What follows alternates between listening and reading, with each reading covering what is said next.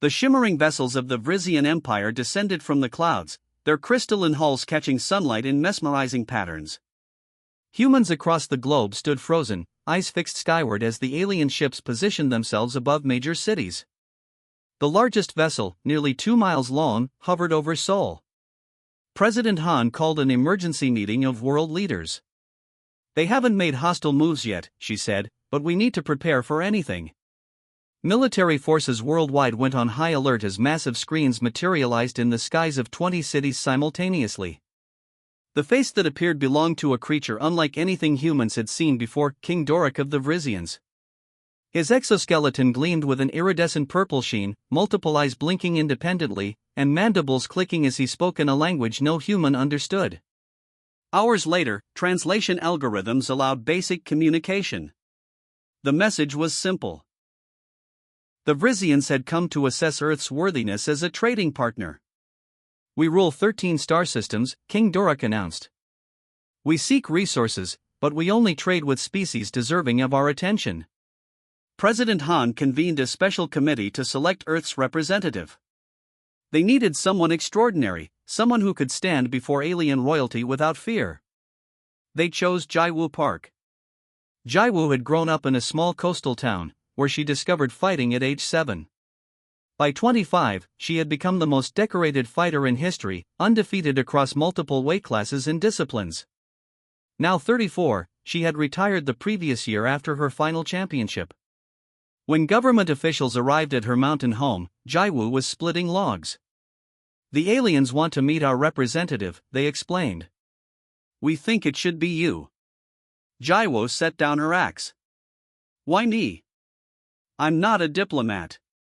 These Vrisians respect strength above all. You represent human capability in its purest form." 3 days later, Jaiwoo stood on the transport platform beneath the Seoul mothership. A beam of light surrounded her, and suddenly she was inside the alien vessel. The air smelled like cinnamon and metal. A Vrisian guard twice her height led her through winding corridors to a massive chamber. Dozens of aliens stood in formation, their exoskeletons varying in color. At the center, on an elevated platform, sat King Doric. "This is what humans send to meet a king?" Doric's voice came through the translator device attached to Jaiwoo's collar. "A female barely half our size?" Jaiwoo bowed respectfully.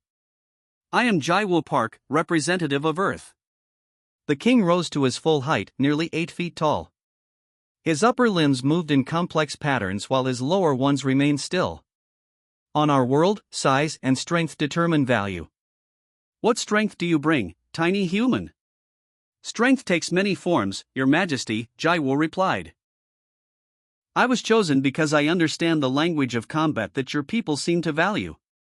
King Doric stepped down from his platform, circling Jaiwoo. His mandibles clicked rapidly, their equivalent of laughter, she guessed. "You? A warrior?" He turned to his court. "The humans mock us by sending this soft creature as their champion."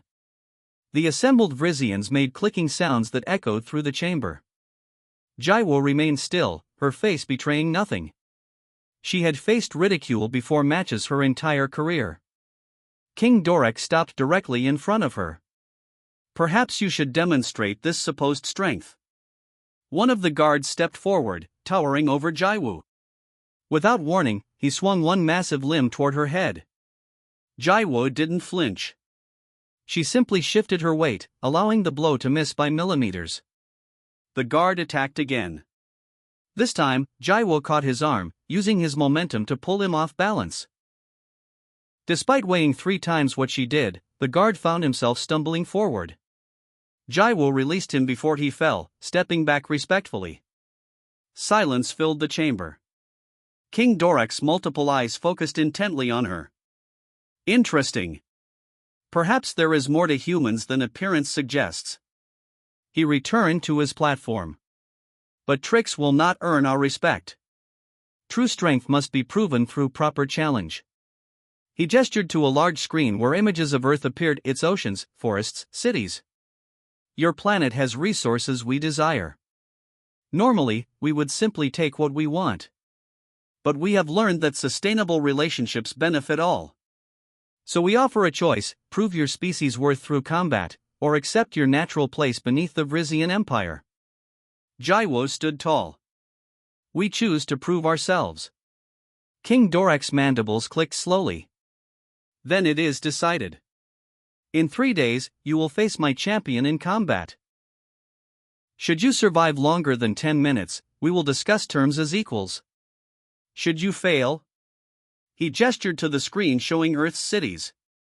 We will take what we need. As Jaiwo was escorted back to the transport beam, she caught the reflection of her small human form in the crystalline walls, dwarfed by the alien guards beside her. The fate of Earth now rested on her shoulders the Vrisians believed far too small for such a burden. The news of King Dorak's challenge spread across Earth like wildfire.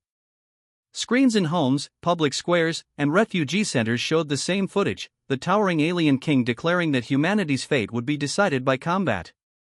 Jaiwo returned to Seoul amid chaos. Government officials argued loudly in the crisis center, military leaders demanded to send special forces instead, and scientists frantically analyzed what little data they had on Vrisian physiology. This is madness, General Lee pounded his fist on the table. We can't stake Earth's future on a single fighter, no matter how skilled. President Han raised her hand for silence. The Vrisians value honor in combat. Changing our representative now would be seen as weakness. Jaiwo sat quietly at the end of the table, studying footage of Vrisian movement patterns on her tablet. She looked up only when addressed directly. Do you truly believe you can survive 10 minutes against their champion? Asked Dr. Kim, the lead xenobiologist. I plan to do more than survive, Jaiwo replied. That night, Jaiwo returned to her temporary quarters to find an unexpected visitor. Her old coach, Master Tae, sat waiting. Though approaching 70, his eyes remained sharp as ever. When I heard they chose you, I came immediately, he said, pouring tea. They say these aliens are twice your size. Jaiwo smiled. Remember that 7-foot Russian you once had me fight? You said bigger fighters fall harder.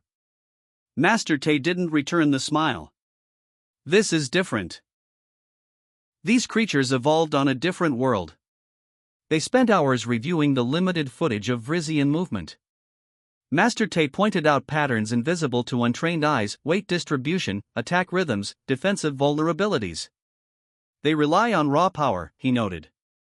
See how they telegraph each strike? They've never needed to hide their intentions. The next morning, scientists briefed Jaiwo on what they'd learned. Vrisians had evolved on a high-gravity planet, giving them dense muscle mass and powerful exoskeletons. They could strike with force that would shatter concrete, but their joints were less flexible than human ones. Their nervous system appears different too, Dr. Kim explained. We believe they feel pain, but process it differently. Traditional submission holds might not work. As Jaiwo trained, millions watched online. Some called her humanity's last hope, others accused the government of gambling with Earth's future. Hashtags supporting her trended worldwide, alongside prayers in every language. 2 days before the challenge, a message arrived from King Dorak. The combat would take place aboard the mothership in an arena specially modified to Earth atmosphere. No weapons would be allowed. The match would end when one combatant surrendered or could no longer fight. And now, Dr. Kim said grimly, displaying a new image, we have intel on your opponent. The screen showed a massive Vrisian warrior with a deep blue exoskeleton marked with ceremonial scarring. Unlike other Vrisians, this one had modified limbs, reinforced joints and serrated edges on its forearms. This is General Tarak, the king's champion. He has never been defeated in ritual combat. Jaiwo studied the image calmly. Everyone's undefeated until they lose. On the eve of the challenge, Jaiwo sat alone in meditation when President Han herself came to visit. You don't have to go through with this, the president said softly. We've prepared evacuation protocols for key personnel. You could be included. Jaiwo opened her eyes. And leave billions to face whatever the Vrisians decide to do? No. I've seen your fighting record. You're extraordinary among humans. But these creatures? The president's voice trailed off. Do you know why I retired undefeated? Jai Wu asked. Not because I was unbeatable. Because I understood that fighting isn't about who's stronger. It's about who can adapt faster. The morning of the challenge arrived with a solemn silence across Earth. Schools closed. Businesses shut down. Billions watched as Jai Wu entered the transport beam to the mothership, wearing simple black fighting clothes. Aboard the vessel, Vrizian guards escorted her through winding corridors. They arrived at a massive circular space with walls that curved upward into a dome. Thousands of Vrizians clicked and chittered in viewing stands, creating a sound like rainfall on metal. King Dorek sat on an elevated platform, his royal guards positioned around him. When he spotted Jai Wu, he raised his upper limbs for silence. Humans, he addressed the cameras broadcasting to Earth, your representative faces General Turok, undefeated champion of the Vrizian Empire. Should she survive 10 minutes, we will consider you worthy of diplomatic relations. Should she fail? His mandibles clicked slowly. You will serve the Empire according to our traditions. From the opposite side of the arena, a massive door opened. General Turok entered to thunderous clicking from the crowd. His blue exoskeleton gleamed under the lights, standing nearly 9 feet tall. Each step shook the ground beneath Jai Wu's feet. The general circled her slowly, all 4 arms flexing in display. He spoke, the words translated through the arena's systems. I will try to leave enough of you intact to return to your people as a warning. Jai Wu rolled her shoulders and settled into her stance, hands raised. King Dorek's voice boomed, begin. The arena floor vibrated beneath Jai Wu's feet as General Turok charged toward her. She had expected this, a direct attack, relying on size and strength. At the last possible moment, she pivoted, letting the massive alien thunder past. The crowd's clicking sounds intensified. Turok spun with surprising speed for his size, mandibles clicking rapidly in what Jai Wu recognized as frustration. He swung 2 powerful limbs in a crossing pattern designed to trap her. Instead of backing away, Jai Wu moved inside his guard, staying too close for his long limbs to generate full power. Stand and fight properly. Turok growled through the translation system. Jai Wu remained silent, conserving energy. Master Te had always taught her that words wasted breath. Turok attacked again, this time using his lower limbs to try to sweep her feet. Jai Wu jumped, landing lightly, then delivered a precise strike to a joint connection on his right arm. The exoskeleton was hard but the joints were vulnerable, exactly as the scientists had suggested. From his throne, King Dorek leaned forward, multiple eyes blinking in different patterns.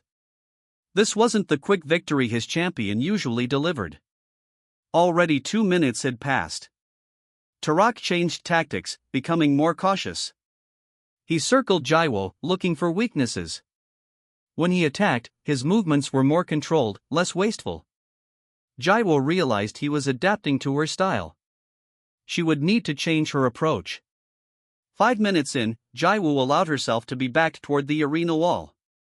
Turok, sensing advantage, pressed forward.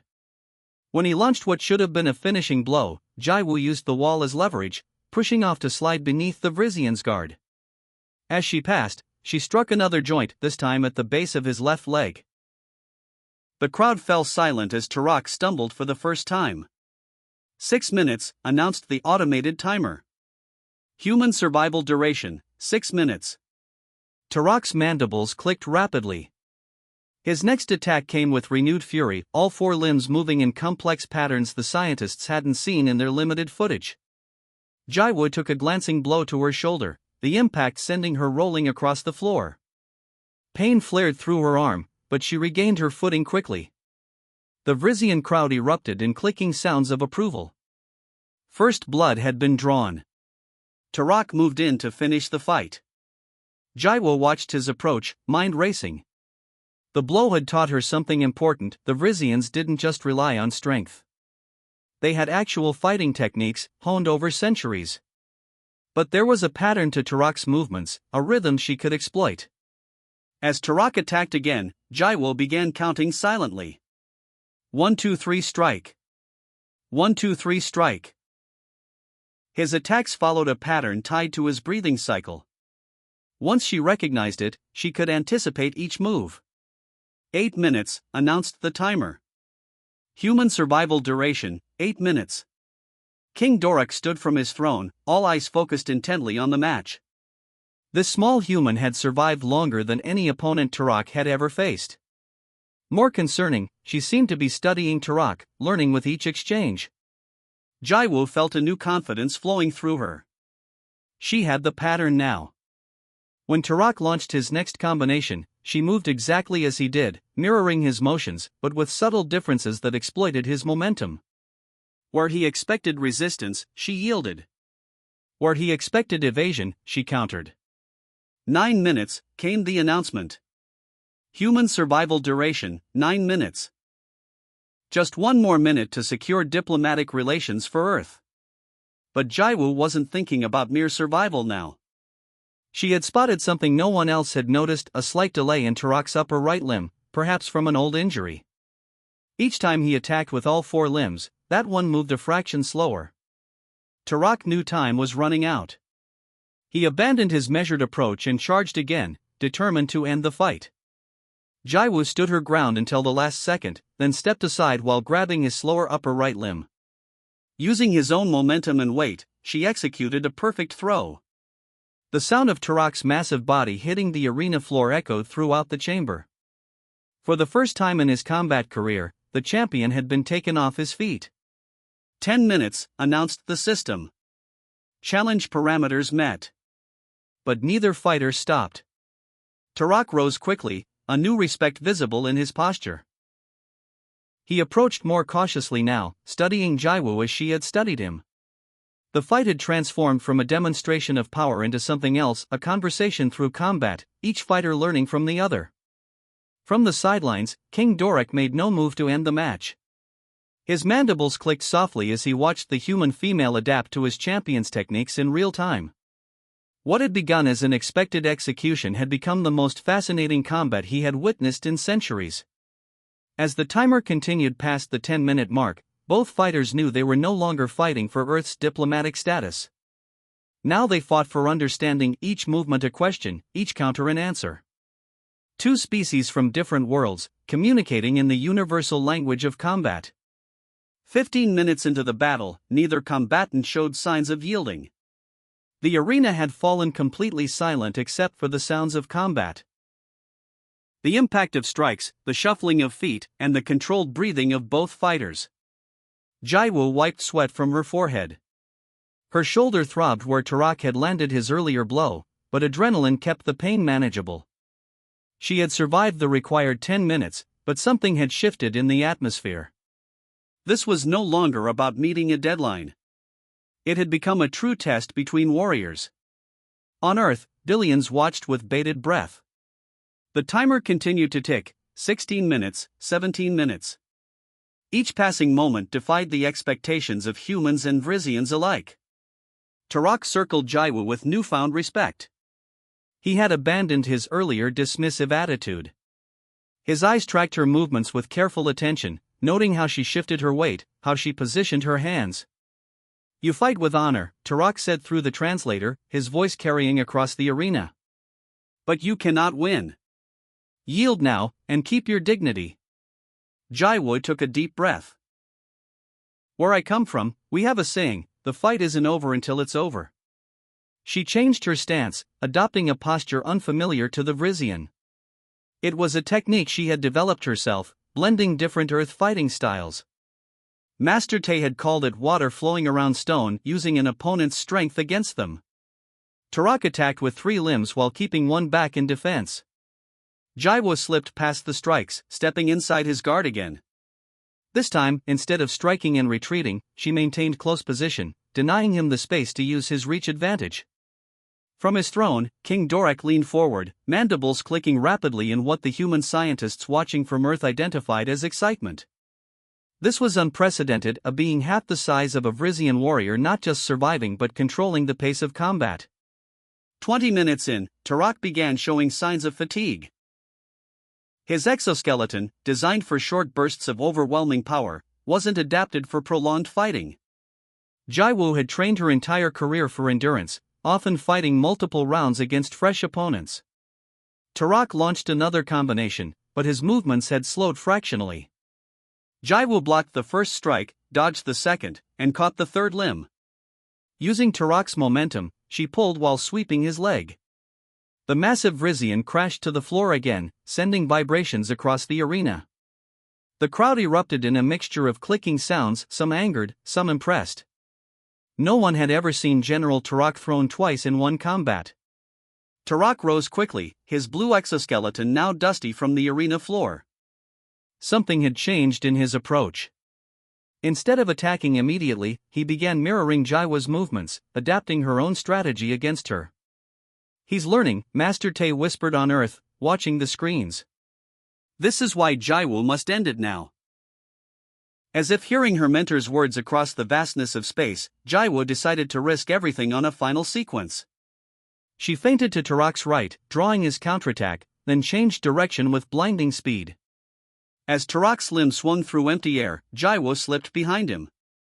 Before the Vrizian could turn, Jaiwoo leapt onto his back, wrapping her legs around his midsection while her arms sought the pressure points Dr. Kim had identified where the exoskeleton connected to the nervous system. Turok spun and bucked, trying to dislodge her. The crowd rose to their feet, clicking and chittering at the unprecedented sight. Jaiwoo held on, fingers pressing with precise force on the connection points. It wasn't a human submission hold, it was a technique specifically designed for Vrizian physiology, based on the scientist's analysis.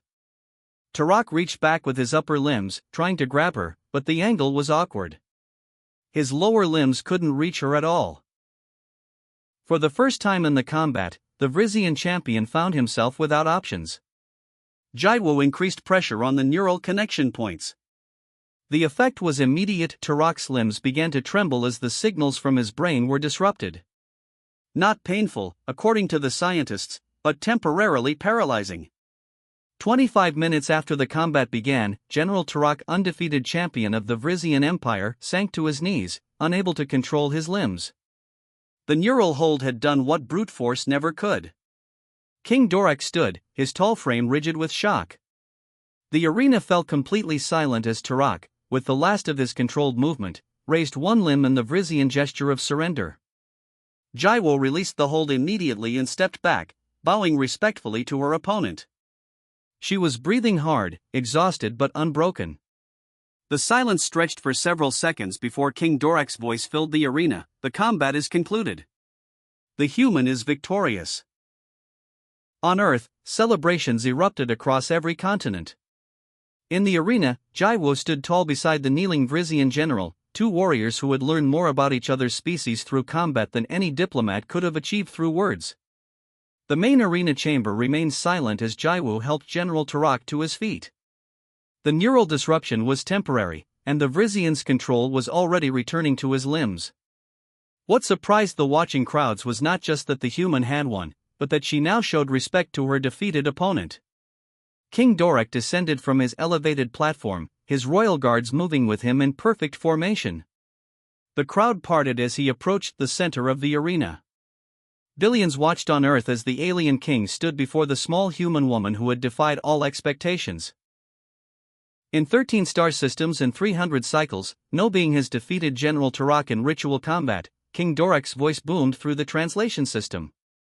"You have earned the right to speak for your planet." Jaiwoo bowed respectfully. "Thank you, Your Majesty. I hope this marks the beginning of understanding between our peoples." The king's multiple eyes studied her with new interest. "You could have killed our champion. The neural points you targeted, if pressed with slightly more force, would have caused permanent damage. Yet you showed restraint." "A fight shouldn't end with unnecessary harm," Jaiwoo replied. Victory was enough. King Dorek turned to address the cameras broadcasting to Earth. "Humans of Earth, we came to your world expecting a primitive species unworthy of equal standing. We were wrong. Your champion has demonstrated not just skill, but wisdom and honor. The Vrizian Empire recognizes Earth as equals." On Earth, people embraced in the streets. Digital screens worldwide displayed the same message in dozens of languages: humanity recognized. 3 days later, diplomatic teams from Earth arrived on the mothership. President Han led the delegation, with Jaiwu at her side as a cultural advisor. They entered a vast chamber where King Dorek waited with his council. Before we begin formal negotiations, King Dorek announced, there is a matter of honor to address. At his signal, General Turok stepped forward. The massive warrior approached Jaiwu and lowered himself to one knee, a gesture that caused murmurs among the Vrizian council. You have taught me that size and strength are not everything, Turok said, his translated voice carrying through the chamber. I request the honor of learning your fighting techniques. Jaiwu smiled. I would be honored to teach you, and to learn from you as well. King Dorek's mandibles clicked in approval. This exchange of knowledge will benefit both our species. In fact, I propose a formal exchange program, Vrizian warriors to train on Earth, and human fighters to instruct our forces. President Han nodded. We accept with gratitude. The treaty negotiations progressed rapidly after that. The Vrizians offered advanced technology in exchange for cultural artifacts and Earth's unique resources. Trade routes were established between worlds. Medical knowledge was shared, leading to breakthroughs in treating diseases on both planets. 6 months after the historic combat, Jaiwu returned to the mothership at King Dorek's personal invitation. She found the ship-transformed training areas had been created mimicking Earth's gravity and atmosphere. Dozens of Vrizian warriors practiced human martial arts under the guidance of instructors from Earth. King Dorek greeted her in a private chamber. To Jaiwu's surprise, the alien king had modified his royal attire to allow for greater movement range. I have been studying your techniques myself, he admitted. The flexibility and adaptability of human combat has revolutionized our military thinking. Jaiwu bowed. I'm honored, Your Majesty. There is something I must ask you, the king said, his tone serious. When you faced Turok, did you know from the beginning you could win? Or did you merely hope to survive the 10 minutes? Jaiwu considered the question carefully. I never enter a fight I don't think I can win. But winning doesn't always look the way others expect. King Dorek's mandibles clicked softly, what Jaiwu now recognized as thoughtful amusement. You sought to win respect rather than simply defeat your opponent. Exactly. The best victories change relationships for the better. The king rose to his full height. The day I challenged Earth was the day I made the greatest mistake of my reign and, paradoxically, the best decision for my empire. We had grown complacent in our strength, blind to different forms of power. 1 year after the combat, Earth celebrated Unity Day, marking the anniversary of first contact. In cities worldwide, humans and Vrizians gathered together. Children played with alien visitors, scientists collaborated on new discoveries, and warriors from both species demonstrated their combined fighting styles. In Seoul's main square, a statue was unveiled showing two figures, Jaiwu and General Turok, locked in respectful combat. The inscription at the base read in both human and Vrizian languages, "True strength lies not in domination, but in understanding." As Jaiwu stood beside the statue, General Turok, now her friend and frequent training partner, she reflected on how a single combat had changed the destiny of two species. King Dorek had challenged a human fighter and instantly regretted his decision, not because he had lost, but because the challenge had revealed how much both worlds had to gain by standing together as equals.